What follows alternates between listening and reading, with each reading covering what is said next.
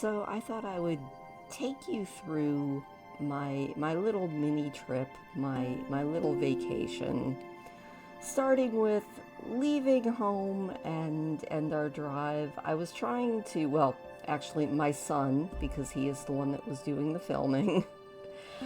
I was trying to at least get some of the fall colors. I feel like if I would have gone last weekend, I might have gotten better color. I think our colors have passed the peak, but there's still some good trees out there. I was really excited to head out and just kind of have just a little 2-day weekend. Our first stop was at the Cut River Bridge. It's it's a really cool bridge, and it's one of those places that I stop almost every time. It's 641 feet long and almost 200 feet above the Cut River. It was also named after someone who lived up here and I do believe died during Operation Freedom. And I didn't read the entire plaque because I'm a terrible human. But I did walk across the bridge. We walked across, first heading west, went ahead and crossed it. And I was really hoping that the colors would be good, and I actually think that they really were. The funniest part about this was if you look in the direction heading west that we're looking, which is not the direction we were headed, because to get to Mackinac Island and St. Ignace, we had to go east, but heading west, the skies were blue. They were beautiful, shining off the colors, and I had high hopes for a rain-free weekend. Those high hopes were sort of scuppered, because if you look as I flipped the camera when we were walking back across, heading back east, you can see there were storm clouds headed in. If you look way down there, you can kind of see the Cut River. It's a little itty bitty river to have caused such a ginormous valley.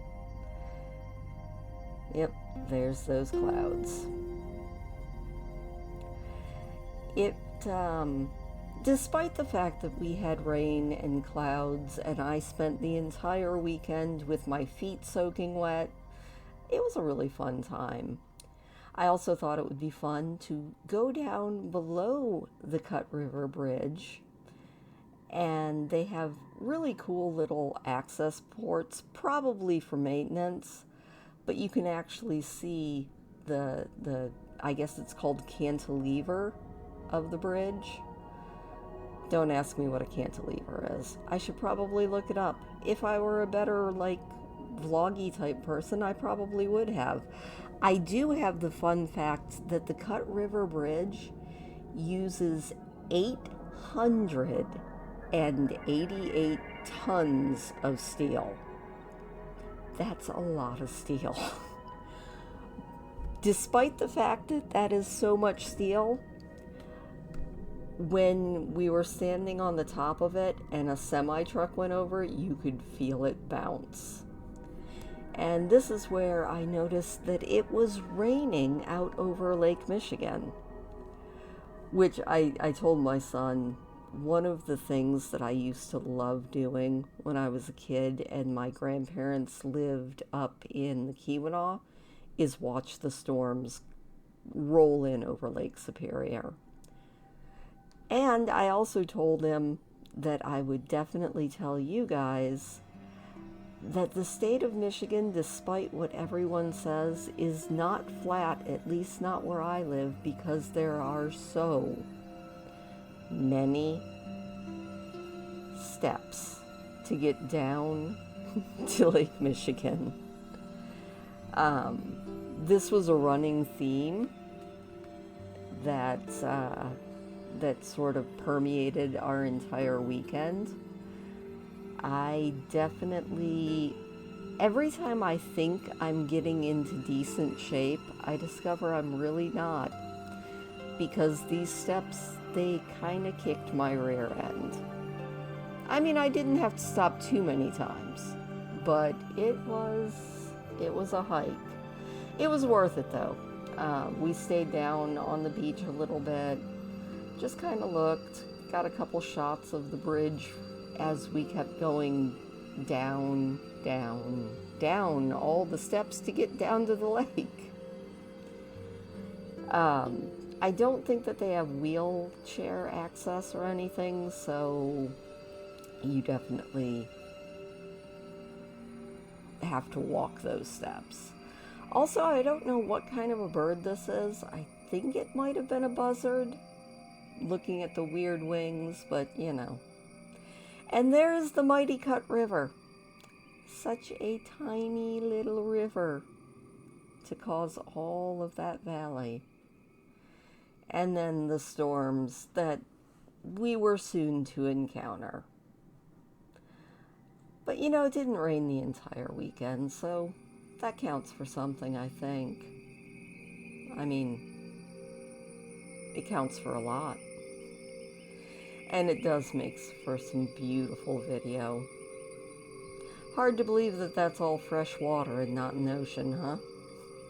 Anyway, on to St. Ignace, and when we went to St. Ignace, the thing that was open, thankfully, that I kind of wanted to go to was the Museum of Ojibwa Culture. I did ask, and they said I could film a little bit inside, but after a little while, I actually just put away my camera and just kind of experienced the museum. It was really nice. You know, the Ojibwa are one of the largest tribes of Native Americans that live in the Upper Peninsula, and it was really nice learning more about them. It's also a really, really nice museum. They've got a gift shop. I didn't actually buy anything this time around. I was trying to save my pennies, but they had some really nice stuff. Also, looking at all the crafts that they had on display, I was super impressed, especially with the quill work. I mean, you don't think of porcupines as being a decorative creature, but looking at the quill work, it's very decorative. Also, it sort of sparked this massive desire in me to learn basket weaving. I don't know if I'll ever do it, but looking at how this stuff was constructed, I was like, yeah, maybe I could actually do that. It was a very nice couple hours. Also, at the museum, just outside of it, is the grave of Father Marquette, Père Marquette, who I guess was one of the biggest missionaries to the Native Americans, but one that I guess they kind of respected, so that was interesting to see. Anyway, we're going to have more for you later, so stay tuned.